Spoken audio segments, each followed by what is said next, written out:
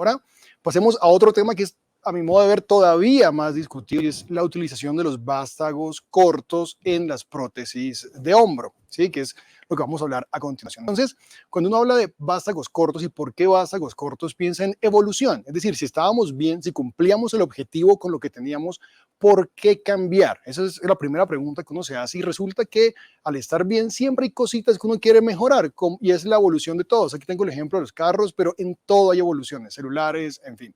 Igual pasa en las prótesis. Si funcionaban, creíamos que funcionaban las primeras prótesis, empezaron a salir siguientes generaciones de prótesis que nos ayudaban a mejorar los ítems que no teníamos con las generaciones previas, hasta que llegamos a las prótesis de última generación, que son los vástagos cortos. Entonces, ¿cómo tomar la decisión, o si debemos tomar la decisión de cambiar de un vástago largo a un vástago corto? ¿Y por qué?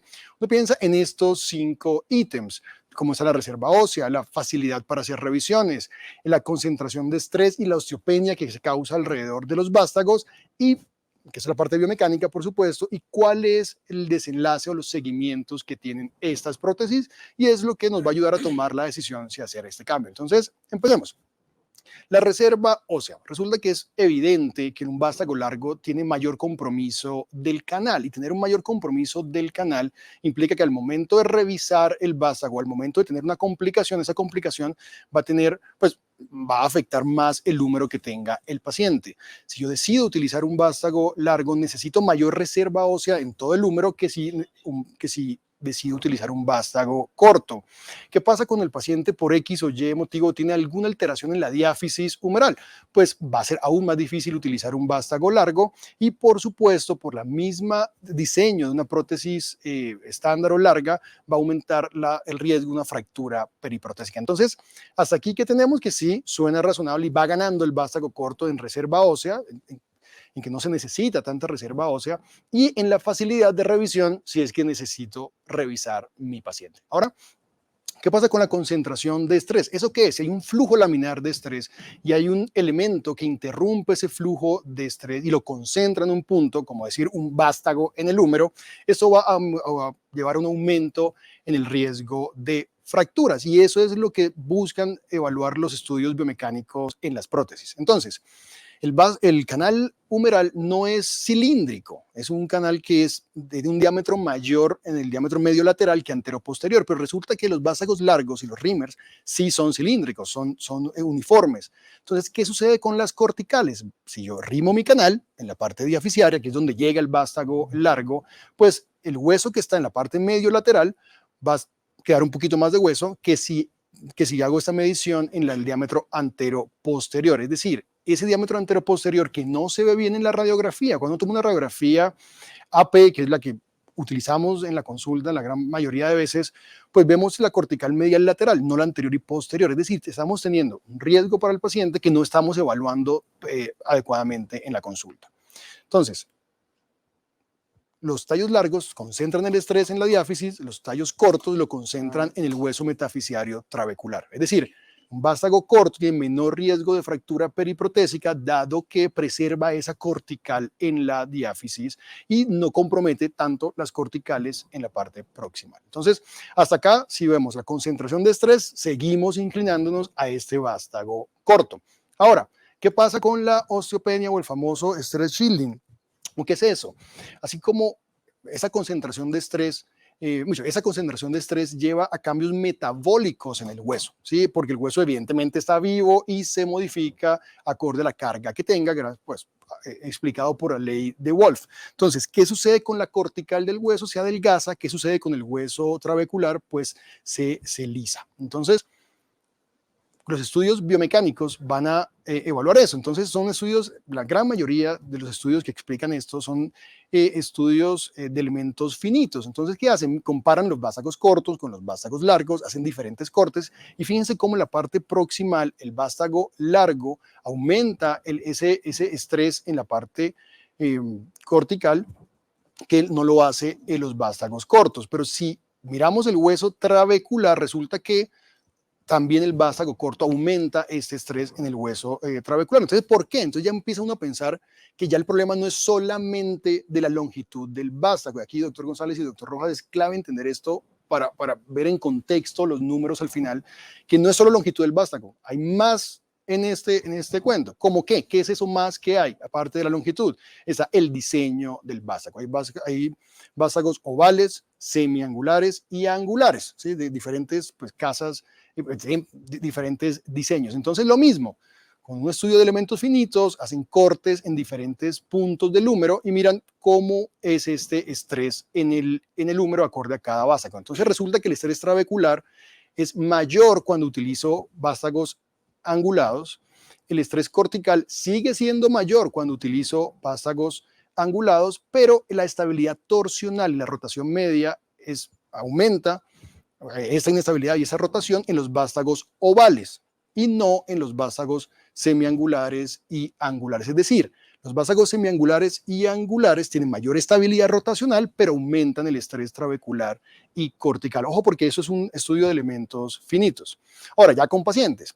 Y viene otro ítem, hasta acá tenemos la longitud del vástago y el diseño del vástago. Ahora, ¿qué tanto cupo en el canal? Y aquí es donde empiezan a descifrarse las claves en cuanto a los vástagos cortos, porque cuando uno está acostumbrado a utilizar vástagos largos, quiere una buena fijación y rima hasta tener una buena estabilización del vástago. Resulta que en los vástagos cortos parece que esto no es tan así. Hay un ítem o una variable que hay que ver, que es la relación de llenado entre la metáfisis y la diáfisis de la prótesis con el húmero, es decir, esa fórmula que están viendo ahí en la pantalla. Entonces, estos pacientes de este estudio tenían mayores cambios óseos en la parte proximal medial y distal lateral en el húmero. Pero en estos 52 pacientes, ninguno tuvo aflojamiento ni subsidencia, casi todos tuvieron algún tipo de adaptación ósea, casi la mitad menores, la mitad mayores, pero no habían líneas radiolúcidas en el vástago humeral. Y aquí es donde empiezan a aparecer los números que debemos empezar a medir en nuestra consulta, y es esa relación de llenado metafisiario, cuando era mayor de 0.6, estaba asociada a cambios o adaptaciones óseas mayores que cuando eran menores de 0.6. Y en la parte diafisaria, cuando era mayor de 0.66, se asociaba a mayores adaptaciones óseas. Este otro estudio, que son muchos más pacientes, la mayoría prótesis anatómicas, 2 años de seguimiento, y miraban que no había, porque miraban, era el aflojamiento, la alineación, el stress shielding, la relación de llenado, que es lo que estamos hablando, y miraban, aparte de eso, la alineación pues, del vástago. Se dieron cuenta que la mayoría tenían buena alineación, no tenían cambios radiológicos en la mitad de los pacientes y las adaptaciones óseas eran leves. Pero ojo acá porque miran también la relación de llenado, y la relación de llenado cuando era menor a 0.57 o de 0.57 hacia abajo estaba asociada a menor o adaptaciones óseas leves que cuando eran relaciones de llenado mayor de 0.64. Y en la parte diaficiaria pasa lo mismo, pero con una relación de llenado distinta. Cuando era de 0.73 o menos, tenía adaptaciones óseas leves o no tenían, que cuando tenían relaciones de llenado de 0.8. Es decir, tener una relación de llenado diafisario de 0.7 en prótesis anatómicas aumenta 4 veces la probabilidad de adaptaciones óseas altas. ¿Y qué pasa con la prótesis reversa? Algo similar, pero con unos números distintos. La alineación era normal en el 84%, no tenía cambios radiológicos en el 65% de los pacientes, las adaptaciones óseas eran leves, pero ojo que la relación de llenado aquí, cuando era 0.68 en el hueso metafisiario, estaba asociada a adaptaciones bajas, y cuando era de 0.74 estaba asociada a alteraciones óseas altas. Y en la parte diaficiaria, lo mismo, relaciones de llenado de 0.77 o menos se asocian a no adaptaciones o adaptaciones bajas óseas, y mayor de 0.85 adaptaciones altas. Es decir, cuando mi relación de llenado diaficiario es de 0.8, tengo unas 7 veces más probabilidad de tener adaptaciones óseas altas. Ese es otro estudio de elementos finitos donde básicamente nos dice que los vástagos de menor tamaño se asocian a menor resorción ósea. Entonces, cuando ellos disminuían la relación de llenado de 0.5 a 0.44, notaban que había una disminución en el riesgo de stress shielding. Entonces, hasta aquí, con osteopenia también vemos que hay un beneficio en los vástagos cortos, si uno empieza a comparar con los vástagos largos. Y los desenlaces, resulta que, ojo acá, porque los desenlaces de estas prótesis no tenemos seguimientos tan largos como los vástagos clásicos largos. Entonces, empecemos a ver qué hay. Entonces, ese estudio bastante interesante porque es la misma prótesis, una serie de casos multicéntricos, retrospectivos, son 58 largos, 56 cortos. ¿Y qué encontraron? Que en los vástagos largos la adaptación o los cambios en el cálcar eran mayores que en los vástagos cortos, y lo mismo que la osteolisis, pero no había diferencia en el aflojamiento o en el recambio a 2 años. Y la alineación, que es otra de las ventajas teóricas de los vástagos largos, que tiene una mejor alineación. Y es cierto, cuando uno mira todos los estudios, la alineación de los vástagos largos es mejor que los vástagos cortos, pero resulta que esa alineación no parece afectar significativamente los resultados. Esta otra revisión sistemática son 823 hombros, 33 meses en promedio de seguimiento. Y acá porque solo tuvieron 2 aflojamientos humerales, 3% fue el porcentaje de revisión global y 1% de revisión aséptica. Este otro artículo, lo mismo, una revisión, son 555 hombros. Fíjense cómo, si uno mira las líneas radiolúcidas, fueron reportados no en todos los estudios. Cuando uno de los estudios que reportaron líneas radiolúcidas fueron 325 y solo 5 tuvieron este cambio.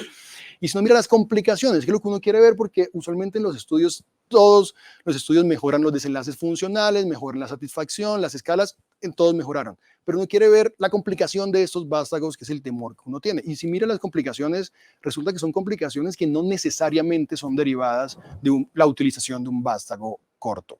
Ahora, este otro estudio, ya empezando a comparar un vástago largo cementado con un vástago corto no cementado a 2 años. ¿Y qué encontramos? Y esto es, eso es clave entender a mi modo de ver el por qué ocurre esto. Al principio, el primer año, sí hay una mayor subsidencia de los vástagos cortos con respecto a los vástagos largos cementados. Pero ojo acá porque es largo cementado versus un corto no cementado. Pero al año esa subsidencia se estabiliza y parece que no hay una diferencia significativa entre 1 año y 2 años, que fue el seguimiento de este estudio. Esta es otra revisión de la literatura donde nos damos cuenta que para los vástagos cortos no hay estudios de más de 3 años de seguimiento, pero lo que sí parece es que cuando estos vástagos cortos son recubiertos por una superficie porosa o granullada, tienen menores tasas de revisión de osteopenia, de subsidencia, que cuando son vástagos lisos. Ahora, el recubrimiento es importante, pero no es lo único. Ese artículo también nos lo muestra. Son 74 prótesis, tiene un recubrimiento poroso y vieron que 40% tuvieron algún signo de resorción ósea, pero sobre todo cuando la relación de llenado era mayor de 0.55. Es decir, aquí, si uno mira el contexto de esto, resulta que biomecánicamente hablando, por la lógica, parece que sí, los vástagos cortos tienen toda la razón de existir y de ser utilizados, pero hay que analizar el contexto de los resultados. Ojo, porque al principio las series de casos que teníamos eran con unos diseños de vástagos cortos que no utilizamos en la actualidad, que ya fueron modificados por los hallazgos biomecánicos, y que no es solamente la longitud del vástago lo que importa su morfología, importa la relación de llenado y importa de qué está recubierto este vástago. Por supuesto, no tenemos estudios de más de 3 años con una solidez que nos permita demostrar que son comparables con vástagos largos, pero a corto plazo los resultados son comparables con los vástagos largos. Muchas gracias.